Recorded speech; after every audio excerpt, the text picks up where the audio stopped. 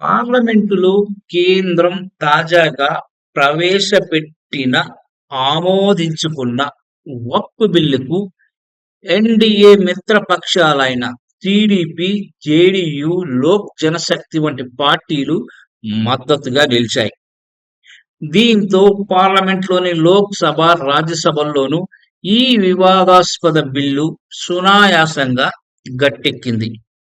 అయితే ఈ బిల్లుకు మద్దతుగా నిలిచిన ఎన్డీఏ మిత్రపక్షాలకు ఇప్పుడు సొంత పార్టీలోనే తలనొప్పులు మొదలయ్యాయి. ఇప్పటికే బీహార్లో నితీష్ కుమార్ నేతృత్వంలోని జేడీయూకి మైనార్టీ నేతలు గుడ్ బై చెప్తుండగా, ఇప్పుడు ఏపీలోను టీడీపీకి ఓ మైనార్టీ నేత గుడ్ బై చెప్పేశారు. గత ఎన్నికల్లో విజయవాడలో టీడీపీ ఎంపీ కేశినేని చిన్ని గెలుపు కోసం పనిచేసిన వాజిద్ ఖాన్ అనే మైనార్టీ నేత పార్టీకి రాజీనామా చేశారు.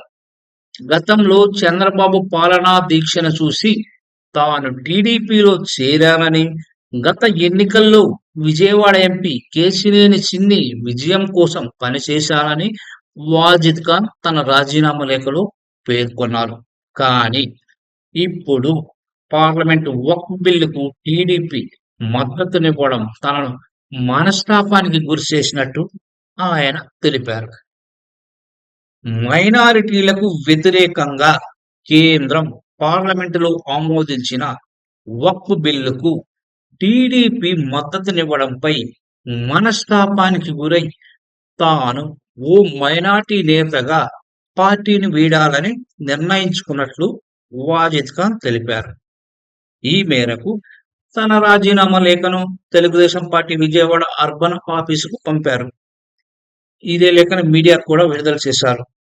దీంతో వక్ఫ్ బిల్లుకు మద్దతు ప్రభావం టీడీపీ పైన రాబోయే రోజుల్లో తీవ్రంగా ఉండబోతున్నట్లుగా కూడా తెలుస్తోంది.